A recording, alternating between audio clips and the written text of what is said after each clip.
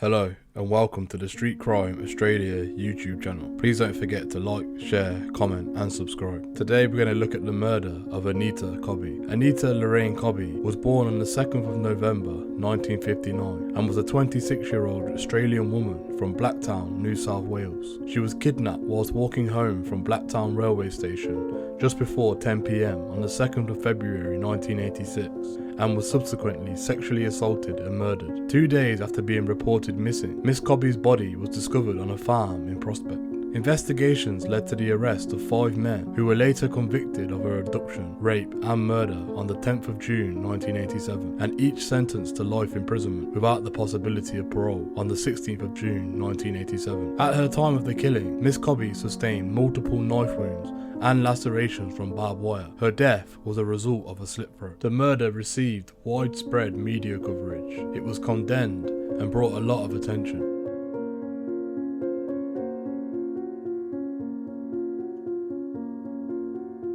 Anita Lynch was born in Sydney on the 2nd of November 1959 to Gary Bernard Lynch, a graphic artist with the Royal Australian Air Force, and Grace Peggy Lynch, who was a nurse. As a teenager, she took part in beauty pageants, including winning the Miss Western Suburbs pageant in November 1979, and had a promising career as a model. However, she decided instead to follow in her mother's footsteps and also become a nurse. She met her future husband, John Cobby, while studying her nursing degree at Sydney Hospital. They married on the 27th of March 1982. At the time of Miss Cobby's murder in 1986, the couple had separated and Miss Cobby was living with her parents in Blacktown, New South Wales. According to John Cobby, him and Anita were on good terms and, when she was murdered, had been planning to get back together.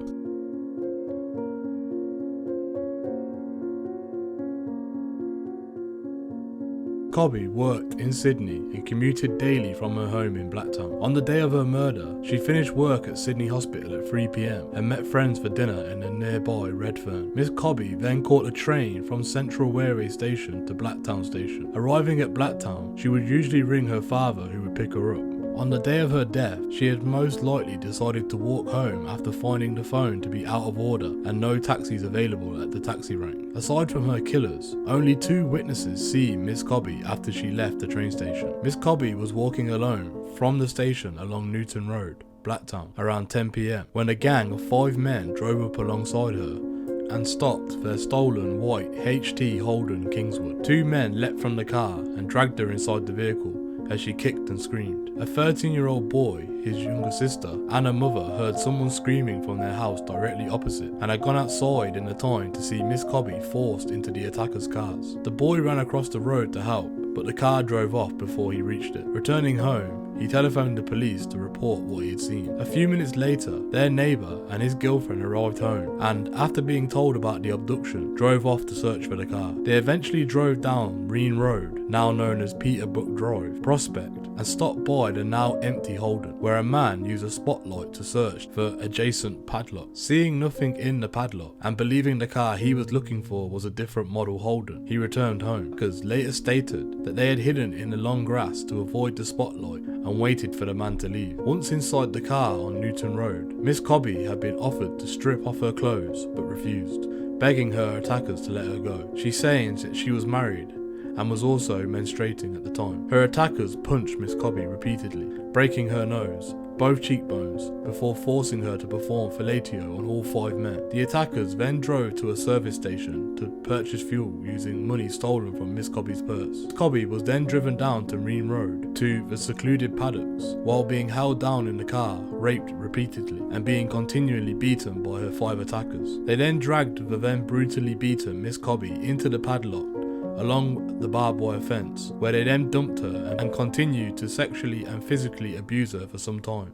According to his taped confession, one of the attackers, John Travers, then became concerned that Miss Cobby could identify them because she then seen their faces and heard all their names, and convinced the others they should kill her. Urged on by the others, Mr. Travers slit her throat, almost severing her head.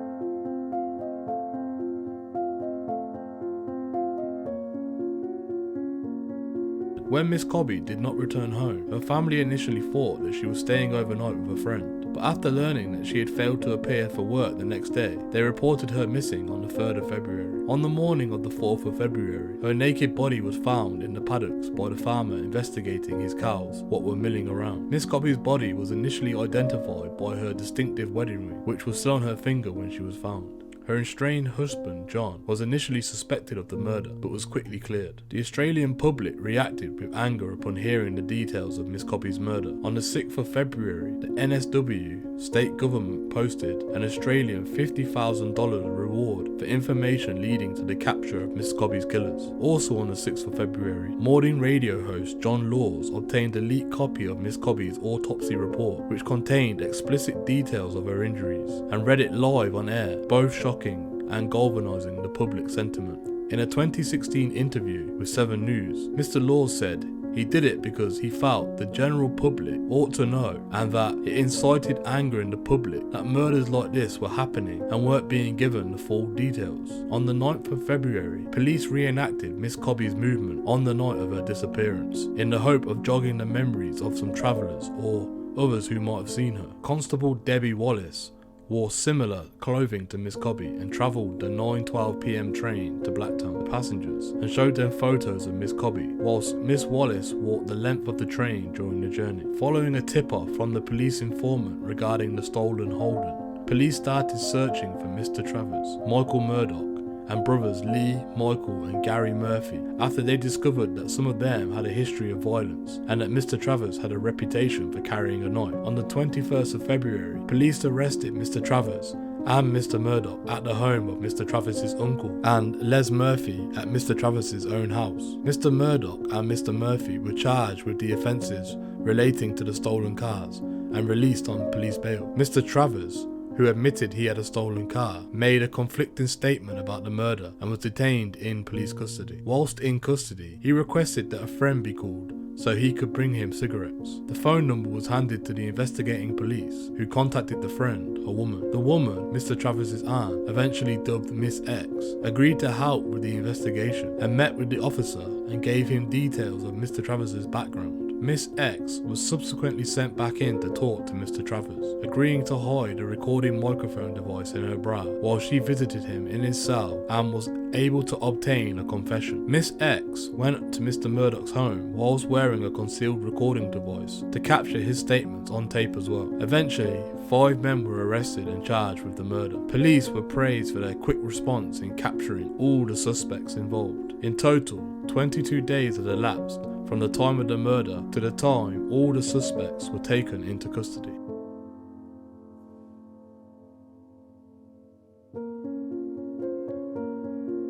The 5 men charged, who all later pleaded guilty or were convicted of the murder, had over 50 prior convictions of offences including armed robbery, assault, larceny, car theft, breaking and entering, drug use, escaping lawful custody and receiving stolen goods and rape.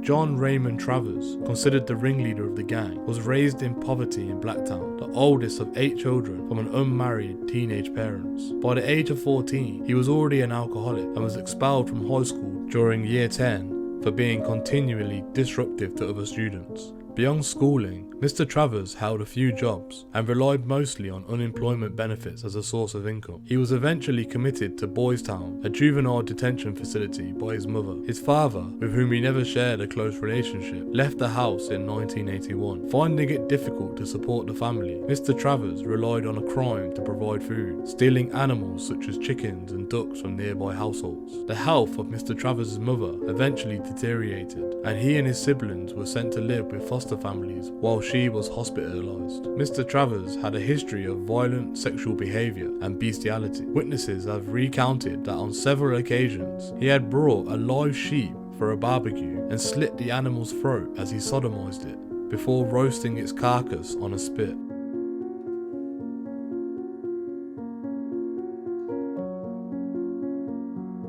Michael Murdoch was a childhood friend and criminal associate of Mr. Travers. He had also spent a great part of his childhood in juvenile prisons, where he experienced sexual assaults. He was known to have written to politicians during his period of imprisonment, seeking protection from such assaults.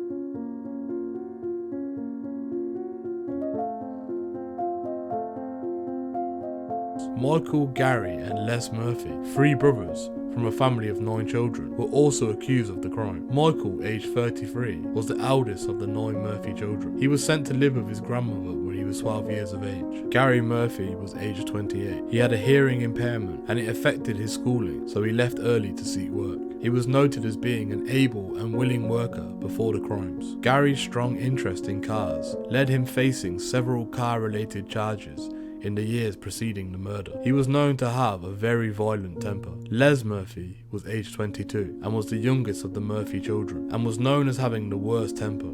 He had faced children's court on many occasions for a number of theft-related offences before being accused of the Miss Cobby murder.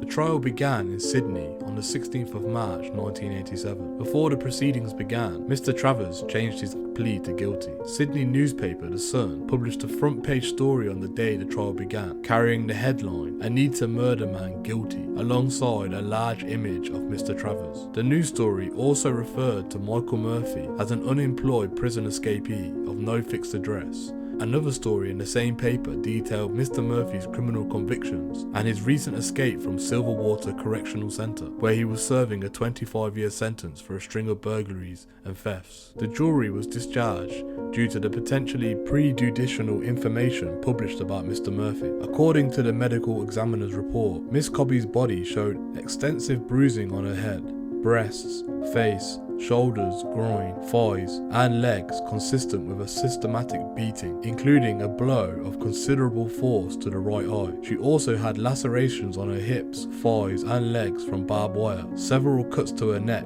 resulting in a severing of her ear and the windpipe, and near decapitation, and many cuts to her hands and fingers, resulting in the near severing of 3 fingers, which likely occurred when she raised her hands to her face, trying to protect herself from the knife. The medical examiner later testified that after Mr. Cobby's throat was slit, she would have died within 2 minutes. He also testified that some radio bulletins, reportedly based on his own report, contained misinformation about the type and extent of Miss Cobby's injuries. She was not mutilated, apart from the slashing of her throat and hands. There had been no attack with a knife on her stomach or genitals, and her shoulders had not been dislocated. The trial for the remaining members of the gang lasted 54 days, with the men's defence relying on convincing the jury of their minimal involvement in the beating and murder. On the 10th of June 1987, all 5 were found guilty of sexual assault and murder. On the 16th of June, they were all sentenced in the Supreme Court of New Wales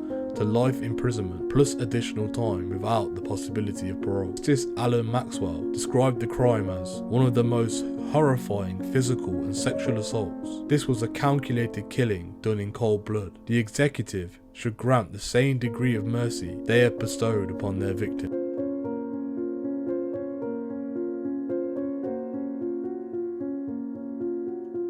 Cobby's parents would join forces with Christine and Peter Simpson, the parents of murder victim Ebony Simpson, to create the Homicide Victim Support Group, community support group that helps families deal with heinous crimes. The Lynches also campaigned in seeking tougher sentences and truth in sentencing laws, which were raised after Miss Cobby's murder. Miss Cobby's father, Gary Lynch, died on the 14th of September 2008, aged 90, suffering from Alzheimer's disease. Her mother, Grace, died of lung cancer in 2013 at the age of 88. The Lynches had been married for 54 years at the time of Gary's death.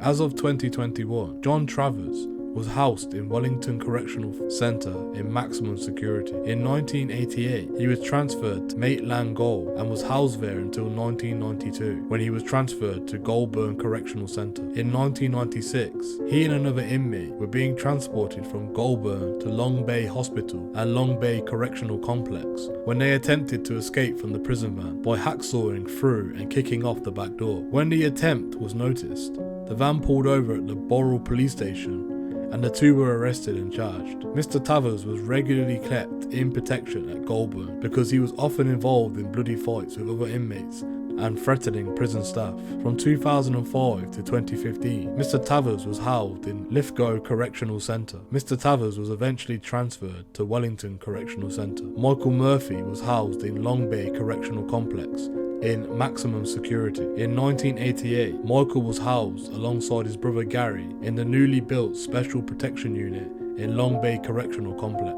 In 1992, he was transferred to Lithgow Correctional Centre, where he undertook Year 10 studies and did weekly work. A few years later, Michael Murphy was transferred to Goulburn Correctional Centre, where he spent most of his imprisonment, and he usually kept to himself and stayed out of trouble. In May 2015, he was reclassified as medium security until July 2015, when he was reclassified back to maximum security. In 2018, Mr. Murphy was transferred from Goulburn to Long Bay due to deteriorating health. In September 2018, it was reported that he had terminal cancer and was living in a palliative care. He died in Long Bay Hospital on the 21st of February 2019 at the age of 66.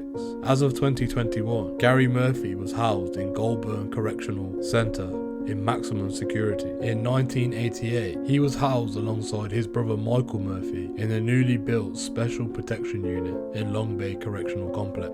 A few years later, Gary Murphy was transferred to Maitland Gaol Correctional Centre, where he was housed until the prison's closure. In 2005, he was placed in Goulburn Correctional Centre and was housed there until July 2019. In mid-June 2019, he was transferred from Goulburn to Long Bay Correctional Complex.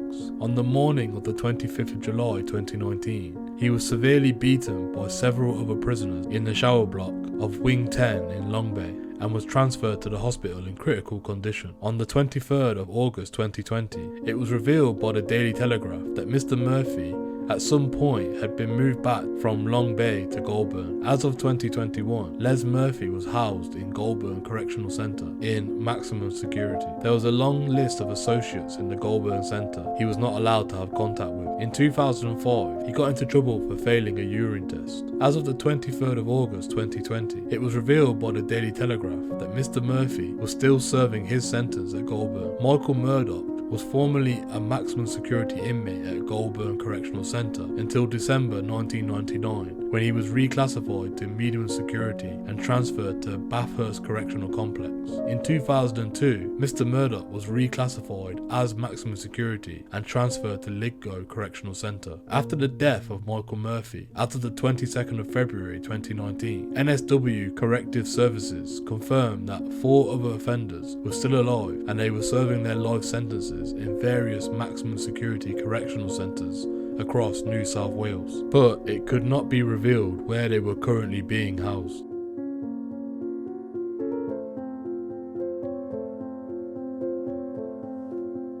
The murder has been covered by several true crime television series, including Crime Investigation Australia in 2006, Crime Stories in 2008, and Australian Families of Crime in 2010. It has also been the subject of several books. The Australian social realist film The Boys in 1998, directed by Rowan Woods, is in part inspired by the Cobby murder and follows the journey of 3 brothers leading up to a similar crime. In February 2016, at the time of the 30th anniversary of the murder, police released the taped confession of Mr. Tavers and Mr. Murdoch that were retained by Miss X. 7 News broadcast a documentary, 7 News Investigates Anita Cobby, You Thought You Knew It All, which included the newly released taped confessions of John Cobby's first televised interview about his wife's murder.